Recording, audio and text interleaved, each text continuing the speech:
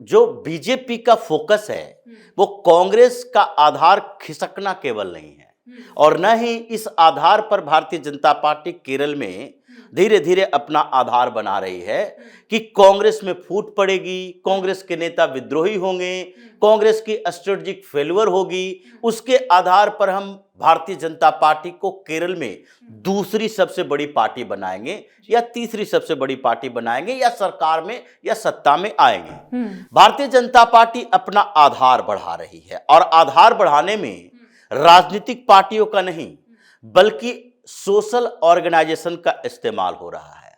सामाजिक समूह संगठन जो वहां काम कर रहे हैं उसका इस्तेमाल किया जा रहा है, एजेंडा मुद्दा तय किए जा रहे हैं। तो लोकसभा चुनाव के बाद भारतीय जनता पार्टी को लगा केरल पर भी फोकस करना चाहिए।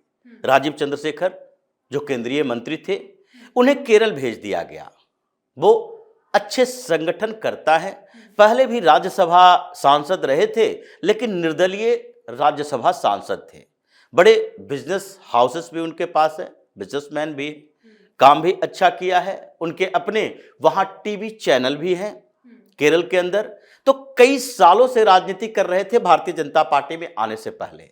उनको कहा गया आप केरल पर फोकस करो, केंद्र में मंत्री पद छोड़ो, और केरल के प्रदेश अध्यक्ष के तौर पर बनाकर उन्हें भेजा गया। राजीव चंद्रशेखर केरल में जाकर एक नेशनल लेवल पर जो हाईलाइटेड पर्सनालिटी हुआ करता था वो केरल में जाकर नेशनल लेवल का एक लो प्रोफाइल लीडर बन गया। वहां जाकर केवल संगठन पर फोकस करने लगे कि किन क्षेत्रों में कैसे हम स्थितियों को बदल सकते हैं, क्योंकि लोकसभा चुनाव में पहली बार भारतीय जनता पार्टी को केरल में एक लोकसभा सीट पर जीत मिली थी। ये बड़ी सफलता मानी जा रही थी और उसके बाद उसका असर दिख रहा है।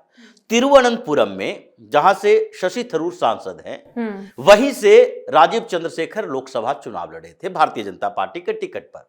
वो जीत तो नहीं पाए लेकिन अपना एक आधार जरूर बनाया लोकसभा चुनाव के दौरान, और उसका असर दिखाई पड़ा कि तिरुवनंतपुरम म्युनिसिपल कॉर्पोरेशन में भारतीय जनता पार्टी पहली बार जीत दर्ज